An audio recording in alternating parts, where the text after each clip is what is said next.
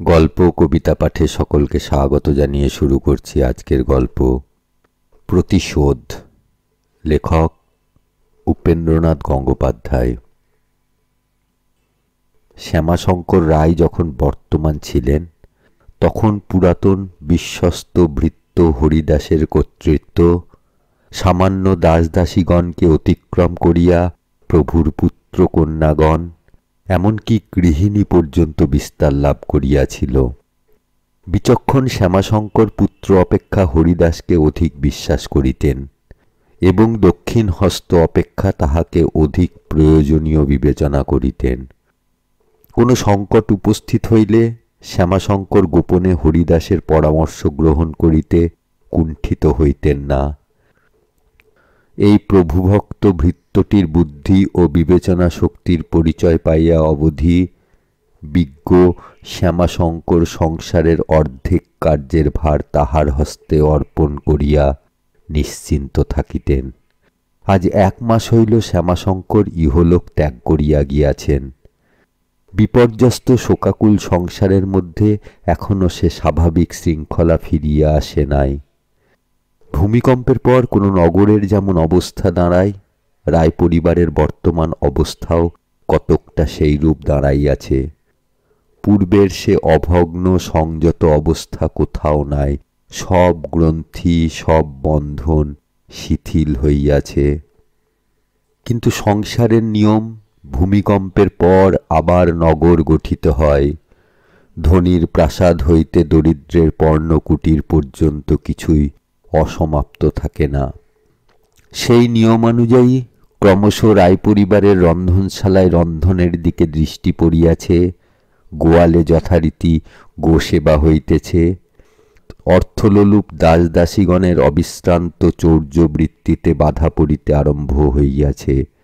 দ্বীপ্রহরে বধূ হেমলতার নির্জন কক্ষে তাস হস্তে প্রতিবেশিনী বালিকাগণের প্রবেশ আরম্ভ হইয়াছে এবং সন্ধ্যার পর বৈঠকখানায় পরেশনাথের বন্ধুর সংখ্যা ও হারমোনিয়াম তবলার শব্দ দিনে দিনে বর্ধিত হইয়া উঠিতেছে। ইহাই সহজ ও চিরন্তন নিয়ম। ইহার বিরুদ্ধে কাহারও কোনো অনুযোগ ছিল না। কিন্তু হরিদাসের চক্ষে এই অবশ্যম্ভাবী অনিবার্য পরিবর্তন সম্পূর্ণ ভিন্ন আকার ধারণ করিয়াছিল। কর্তার জীবদ্দশায় তাহার অগোচরে তাস খেলাও চলিত এবং সময়ে সময়ে হারমোনিয়ামও বাজিত, কিন্তু তাহার মধ্যে যথেষ্ট সংকোচ ও সম্ভ্রমের ভাব ছিল। শ্যামাশঙ্কর অন্দর হইতে বহির্বাটিতে আসিলে অন্দরে তাস চলিত এবং গ্রামান্তরে গমন করিলে হারমোনিয়াম বাজিত। এখন সে সংযত ভাব সম্পূর্ণরূপে অন্তর্হিত হইয়াছে।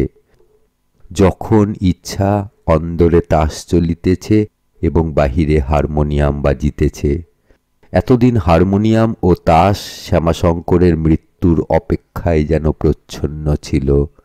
এতদিন হারমোনিয়াম ও তাস শ্যামাশঙ্করের মৃত্যুর অপেক্ষায় যেন প্রচ্ছন্ন ছিল। এখন অবসর পাইয়া তাহারা সম্পূর্ণ স্বচ্ছন্দতা ভোগ করিতেছে, যেন তাহারা শ্যামাশঙ্করের মৃত্যু শোক সময়ের মধ্যেও অসঙ্গত দাবি স্থাপন করিতে চাহে। ব্রাহ্মণের ঘর না হইলে এতদিনে সে অশৌচ শেষ হইত না। পরেশনাথ ও হেমলতার হৃদয়হীনতার নির্মম আঘাতে ক্ষুব্ধ হরিদাস অস্থির হইয়া উঠিয়াছে। কিন্তু কাহাকে সে দোষ দিবে, কি বলিয়া সে অভিযোগ আনিবে, তাহা কিছুতেই বুঝিয়া উঠিতে পারে না। দ্বীপ্রহরে হেমলতা যখন সঙ্গিনীগণের সহিত তাস খেলায় মগ্ন থাকে, হরিদাস ভাবে সে গিয়া বলে, বৌমা, কাজটা ভালো হইতেছে না। কিন্তু কেন ভালো হইতেছে না তাহা সপ্রমাণ করা বড় কঠিন হইবে। হৃদয়ের এত সূক্ষ্ম অদৃশ্য অপরাধের নিকট তর্ক নিশ্চয় পরাস্ত হইবে। এ কথা যে স্বয়ং বুঝিতে না পারে, যুক্তির দ্বারা তাহাকে বুঝাইতে যাওয়া বিড়ম্বনা মাত্র। হেমলতা যদি জিজ্ঞাসা করিয়া বসে, কেন ভালো হইতেছে না, তাহা হইলে সেই দণ্ডেই হরিদাসকে পরাজয় মানিতে হইবে।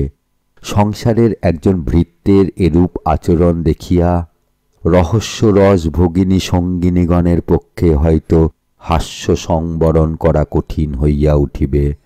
হেমলতা হয়তো এমন একটা কথা বলিয়া ফেলিবে, যাহার বিরুদ্ধে কিছু বলিতে হইলে হরিদাসকে রায় পরিবার হইতে বিদায় গ্রহণ করিতে হয়। সন্ধ্যার পর যখন পরেশনাথ বন্ধুগণ পরিবেষ্টিত হইয়া হারমোনিয়ামের সহিত গান ধরে, তখন হরিদাস পার্শ্বের ঘরে বস্ত্রাচ্ছাদিত হইয়া পড়িয়া থাকে।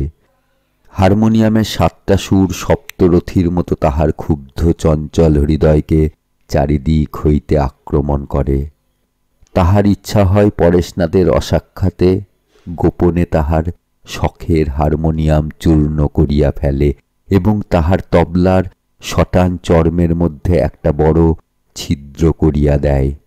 কিন্তু পরেশের উক্ত প্রকার ক্ষতি হইবার পূর্বে তাহারই হৃদয়ের কতকটা চূর্ণ ও কতকটা ছিন্ন হইয়া যায়। এখনো মাসাধিক হয় নাই, পিতার মৃত্যু হইয়াছে। ইহারই মধ্যে পুত্রের এরূপ আচরণ দেখিয়া হরিদাস অত্যন্ত মর্মাহত হইত। বৌমা তো পরের বাড়ির মেয়ে, তাহার কথা স্বতন্ত্র, কিন্তু পরেশনাথের এ আচরণ হরিদাস কিছুতেই ক্ষমা করিতে পারে না। একদিন সন্ধ্যাবেলা হেমলতা পরেশনাথকে ডাকাইয়া আনিয়া বলিল, দেখো, হরি আমার শ্বশুরের পুরনো চাকর, কিন্তু আমিও তো তাঁরই পুত্রবধূ, আমি তো সংসারে ভেসে আসিনি। পরেশ হাসিয়া বলিল, এ দুটোই ধ্রুব সত্য, কিন্তু তার সঙ্গে তৃতীয় সত্য, তোমার পিতৃকুলকে তুমি ভাসিয়ে এসেছ। অন্য সময় হলে হেমলতা এ কথা লইয়া যথেষ্ট আলোচনা করিত। তাহার বিবাহের সময় অর্থ লইয়া তাহার দরিদ্র পিতার প্রতি অন্যায় উৎপীড়নের বিষয়ে নানা প্রকার তর্ক ও যুক্তি দ্বারা অর্ধঘণ্টাকাল বচসা করিত এবং হয়তো সেই উপলক্ষে 2-3 দিবস স্থায়ী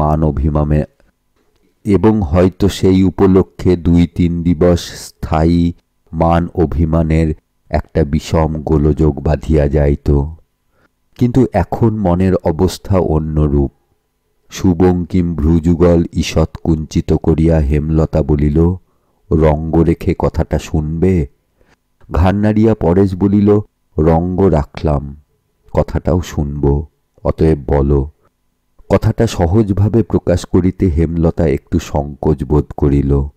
পরেশের নিকট সে যে অভিযোগ রুজু করিতে আসিয়াছে তাহাতে যে তাহার কোনো অপরাধ নাই, সে বিষয়ে সে যেন ঠিক নিঃসন্দেহ নহে।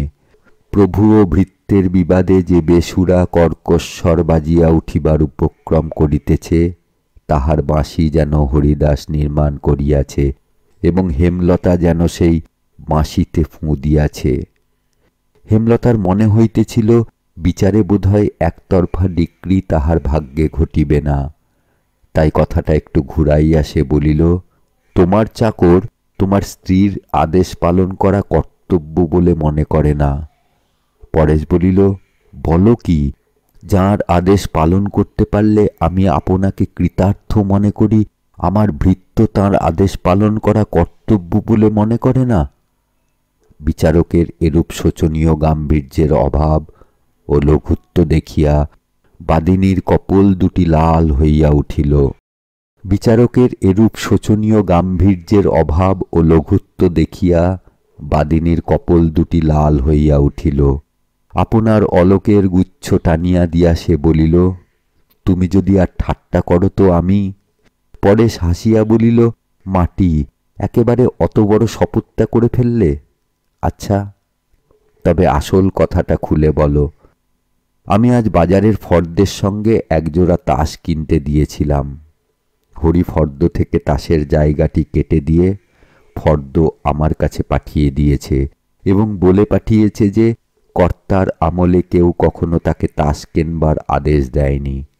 কর্তার মৃত্যুর 1 মাসের মধ্যে যদি তাকে তাসের দোকানে ঢুকতে হয়, তাহলে অল্প দিনেই তার দুর্দশার সীমা থাকবে না, সে তাস কিনতে পারবে না। দেখো দেখি, এ কি চাকরের কথা? পরেশ বলিল, না, ঠিক চাকরের কথা নয়। কিন্তু এইটে মনে রেখো হেম, এই চাকরটি কয়েক বৎসর পূর্বে তোমার স্বামীকে সকল বিষয়ে শাসন করত এবং এখনো প্রয়োজনকালে করে থাকে। এটা ভেবে তুমি তাকে ক্ষমা করতে পারো। যাই হোক, এ কথাটা বলা হরির ভালো হয়নি। ভালো যে হয়নি সেটা তাকে বুঝিয়ে দেওয়া উচিত। কাজ নেই, পুরনো লোক, মনে কষ্ট পাবে। আমাদের শাসন করতে পারে মনে করে ও যদি একটু সুখ পায় তাতে ক্ষতি কি? এ কথার উপর কিছু বলিতে যাইলে স্বামীর সহিত বচসা করিতে হয়।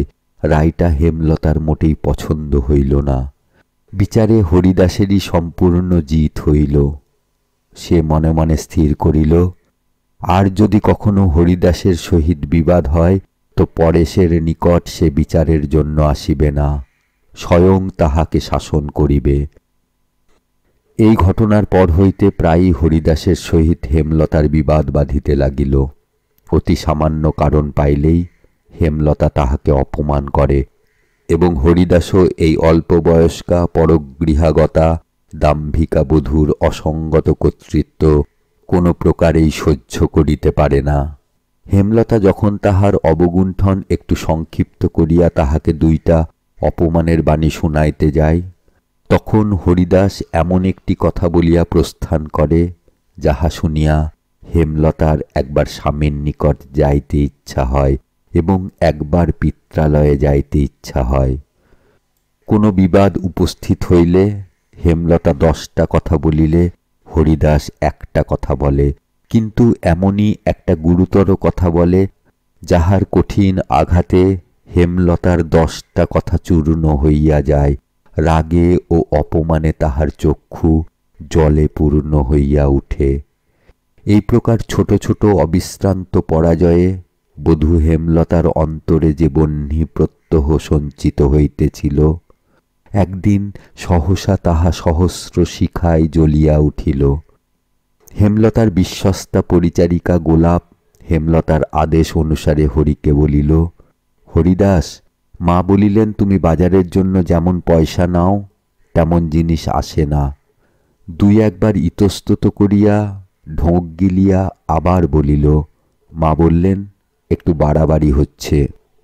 ক্রোধে ও ক্ষোভে হরিদাসের সর্বশরীর জ্বলিয়া উঠিল। সামান্য একটা দাসীর মুখে এমন স্পর্ধা ও অপবাদের কথা শুনিয়া তাহার হিতাহিত জ্ঞান লোপ পাইবার উপক্রম হইল। হরিদাস গর্জন করিয়া বলিল, কিসের বাড়াবাড়ি রে? তুই যদি আর কোনো কথা মুখে আনবি তো তোর মুন্ডু ছিঁড়ে দেব। ক্ষণভঙ্গুর দেহরক্ষার জন্য মুন্ডের প্রয়োজনীয়তা সম্বন্ধে দাসীর যথেষ্ট জ্ঞান ছিল এবং সমুণ্ড দেহের মায়াও তাহার অল্প ছিল না। সেই সযত্ন রক্ষিত দেহের সম্বন্ধে এইরূপ আশঙ্কাজনক প্রস্তাবের পর গোলাপ দ্বিতীয় বাক্য ব্যয় না করিয়া বিবেচনা ও সতর্কতার পরিচয় দিল। ঠিক সেই সময় ফুলবাগানের দিকে দক্ষিণের বারান্দায় একটা বেঞ্চের উপর হেমলতা ও পরেশ উপবেশন করিয়া গ্রীষ্মকালের সবটুকু সুখ লাভ করিবার চেষ্টা করিতেছিল। সুশীতল স্নিগ্ধ পবনে বাগানের সব ফুলগুলি ফুটিয়া উঠিয়াছে। সপ্তমীর শশাঙ্কের ক্ষীণালোকে সমস্ত বাগানটি মায়াজালে জড়িত এক অস্পষ্ট স্বপ্নরাজ্যের ন্যায় দেখাইতেছে এবং দূরে মালির ঘরে মালির এক কন্যা উচ্চস্বরে ছড়া পড়িতেছে। হেমলতার হস্ত ধারণ করিয়া পরেশ বলিল, জীবনটা যদি ঠিক এইখানে আটকে যায় তো মন্দ হয় না। গ্রীষ্মকালের সন্ধ্যা, ফুলের বাগান, চাঁদের আলো আর তুমি।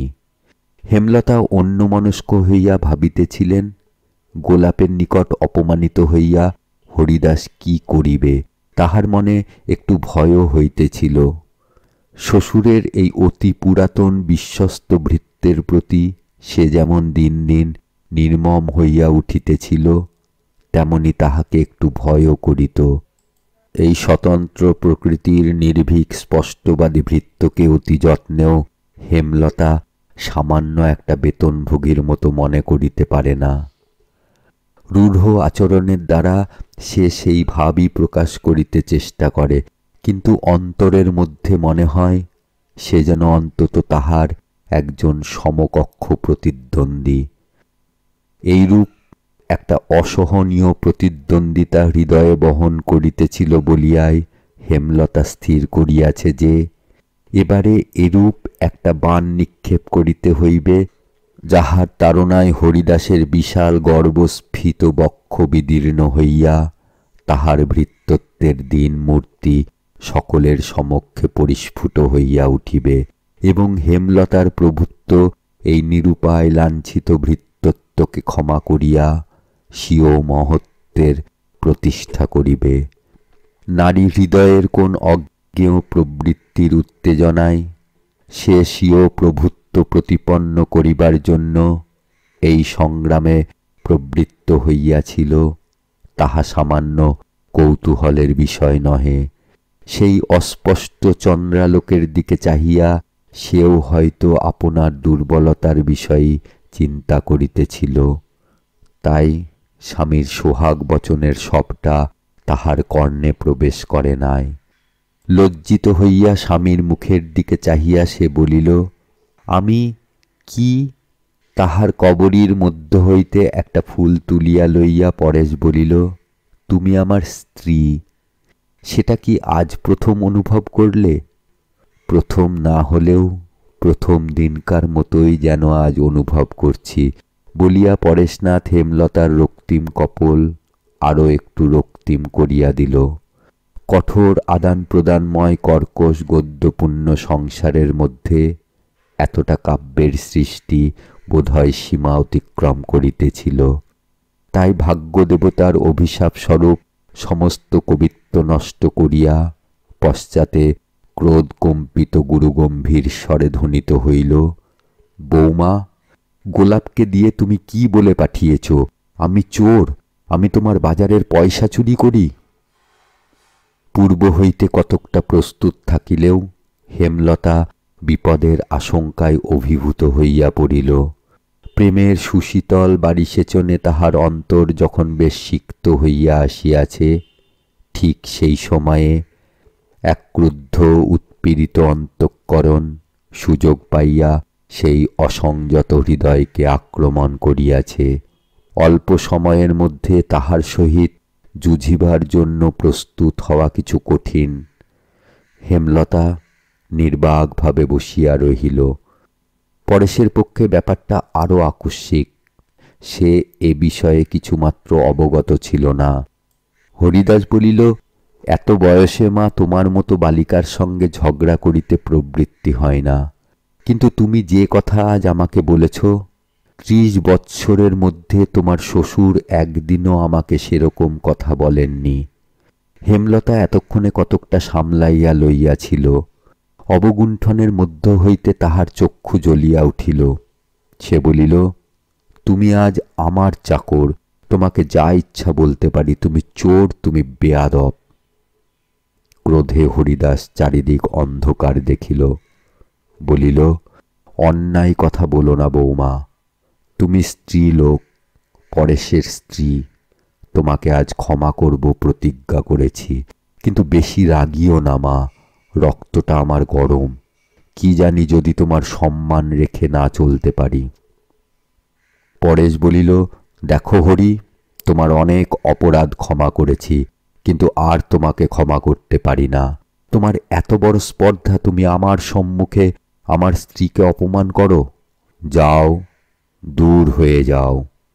কথাটা এরূপ কঠিনভাবে বলিবার ইচ্ছা ছিল না, কিন্তু কথা বলিতে আরম্ভ করিয়া কাঠিন্য অনিবার্যভাবে আসিয়া পড়িল।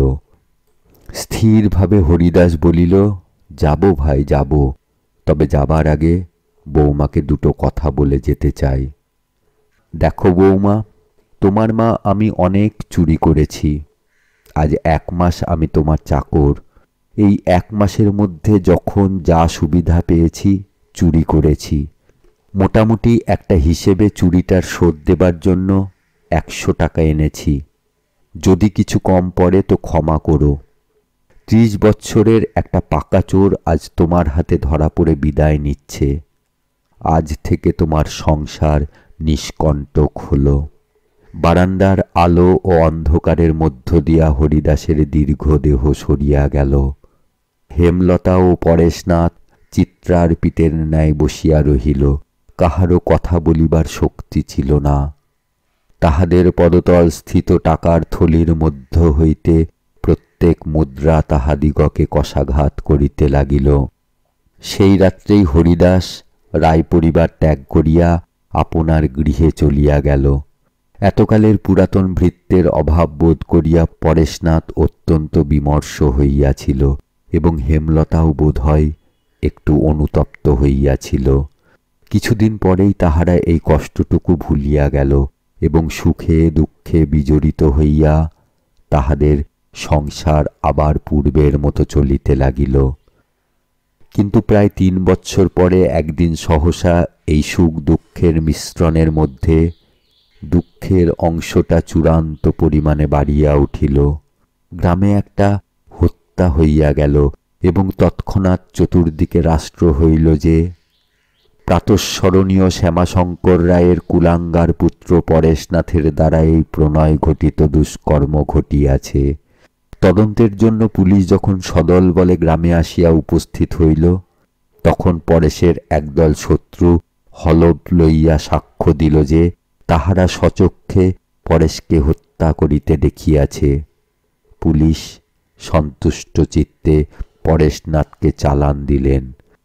এই আকস্মিক বিপদে ভয়ে ও ভাবনায় হেমলতা অবসন্ন হইয়া পড়িল।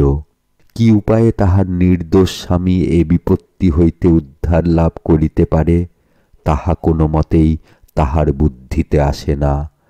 ভাবিয়া চিন্তিয়া কাঁদিয়া কাটিয়া যখন কোনো উপায়ই সে করিতে পারিল না, তখন তাহার পিতাকে লিখিল, বাবা, অভাগিনীকে এ বিপদ হইতে উদ্ধার করো, নহিলে বিষ খাইয়া মরিব।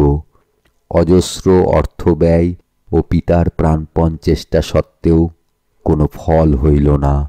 বিচারপতি পরেশনাথকে দোষী সাব্যস্ত করিয়া মোকদ্দমা সেশনে দিলেন। সেশন জজের নিকট পরেশনাথের বিচারের শেষ দিন। বিচারালয় লোকারণ্য। বিচারের ফল জানিবার জন্য সকলেই ব্যগ্র। এই অতি বিপন্ন ভদ্র সন্তানটির দুঃখে সকলেরই মন বিষণ্ণ। সকলেই বলিতেছে, আহা, এ যেন বাঁচিয়া যায়। পরেশনাথের পক্ষাবলম্বী ব্যারিস্টার সাধ্যমতো তাহার কর্তব্য শেষ করিয়া আসন গ্রহণ করিয়াছেন। তাহার পার্শ্বে হেমলতার পিতা হরমোহন বাবু দণ্ডায়মান হইয়া দুর্গা নাম স্মরণ করিতেছেন।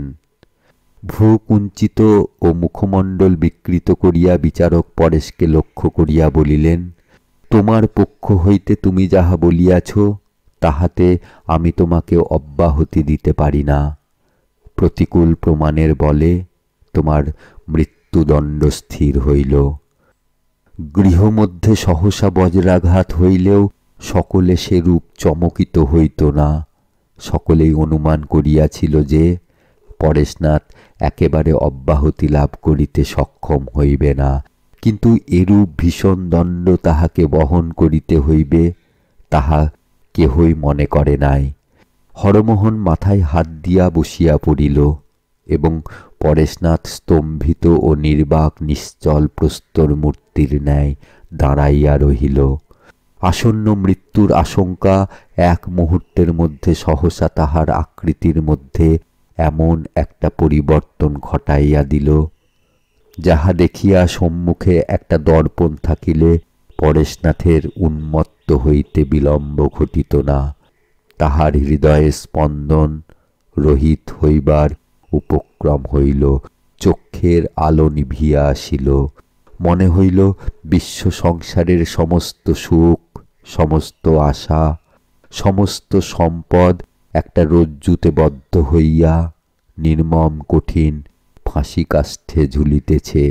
মনে হইল বহির্জগতের অপরিমেয় বায়ুরাশির সহিত তাহার শ্বাসনালীর সংযোগ বন্ধ হইবার উপক্রম হইয়াছে। ভয়ে ও নৈরাশ্যে তাহার শ্বাস রুদ্ধ হইয়া আসিল এবং উন্মত্তের ন্যায় চক্ষু ধক ধক করিতে লাগিল। হস্তে পৈতা জড়াইয়া বাষ্পরুদ্ধ কণ্ঠে হরমোহন বলিল, ভগবান, আমার নির্দোষ জামাইকে রক্ষা করো, আমার অসহায় কন্যার সহায় হও। এ কথা শুনিলে সেও দড়িতে ঝুলিবে। এমন সময় একটা কাণ্ড ঘটিল। সহসা জনতার মধ্য হইতে ঠেলিয়া ঠুলিয়া আরক্ত নয়নে ঘর্মাক্ত কলেবরে হরিদাস প্রবেশ করিয়া বিচারকের সম্মুখে দাঁড়াইল। তাহার সুদীর্ঘ দেহ উত্তেজনায় কম্পিত হইতেছে। মুখে উৎকট চিন্তার পর স্থির সিদ্ধান্তের দৃঢ় চিহ্ন অঙ্কিত, এবং চক্ষু দুইটা আবেগে ঠিকরিয়া বাহির হইয়া আসিয়াছে। সে কহিল, ধর্মাবতার, আপনি বিচার করুন, আমি আর পাপ লুকিয়ে রাখতে পারছি নে। যন্ত্রণায় আমাকে পাগল করে দেবে। এ খুন আমি করেছি। ধর্মাবতার, আর একটা খুনের দায় থেকে আমাকে রক্ষা করুন। পরেশের কোনো দোষ নেই। যারা তার বিপক্ষে সাক্ষ্য দিয়েছে তারা মিথ্যা বলেছে। এতদিন ভয়ে কিছু বলিনি, আজ প্রাণের মায়া ত্যাগ করে সত্য কথা বলে ফেললাম। আমাকে দণ্ড দিন, আমার বেঁচে সুখ নেই। পরেশের কৌশলী উল্লাসে লাফাইয়া উঠিলেন। Here is the culprit, the devil. Harmohan কাঁপিতে কাঁপিতে উঠিয়া দাঁড়াইলেন। ভগবান, মুখ তুলে চাও। জজ হরিদাসকে লক্ষ্য করিয়া বলিলেন, তুমি যে কথা বলছ তার প্রমাণ কি? ভীষণ মৃত্যুকে উপেক্ষা করিয়া শতপ্রবৃত্ত হইয়া যে ফাঁসি কাষ্ঠে ঝুলিতে আসিয়াছে, তাহার আবার প্রমাণের অভাব। সে এমনভাবে গুছাইয়া বানাইয়া কৌশলে মিথ্যার রাশি বলিয়া গেল যে, তাহার যুক্তি ও সঙ্গতি দেখিয়া আদালত কক্ষে উপস্থিত পরেশনাথের পরম শত্রু কয়েকজন মিথ্যা সাক্ষী আশঙ্কায় দুর্গা নাম স্মরণ করিতে লাগিল। তাহার পর কেমন করিয়া 1 মাস কালব্যাপী পুনর্বিচারের ফলে পরেশের প্রাণদণ্ড রহিত হইয়া হরিদাসের মৃত্যুদণ্ড হইল, তাহার বিস্তৃত বিবরণ এ গল্পের পক্ষে অবান্তর কথা। সন্ধ্যাকাল শুভ্র জ্যোৎস্নায় জেলখানার ফুলের বাগানটি উজ্জ্বল হইয়া উঠিয়াছে। নীরে প্রত্যাগত পক্ষীগণ তখনও তাহাদের ক্ষুদ্র বাসায় রাত্রিযাপনের জন্য সম্পূর্ণ সুবিধা করিয়া লইতে পারে নাই। আম্রশাখার অন্তরালে তাহাদের পাখার ঝাপট শোনা যাইতেছে। একঝাড় কামিনী ফুল ফুটিয়া জেলখানার সমগ্র প্রাঙ্গণ গন্ধে পূর্ণ করিয়া দিয়াছে। দূরে আলোকোজ্জ্বল দ্বিতল কক্ষে ইংরাজ জেলারের কন্যা পিয়ানো বাজাইয়া গান গাহিতেছে।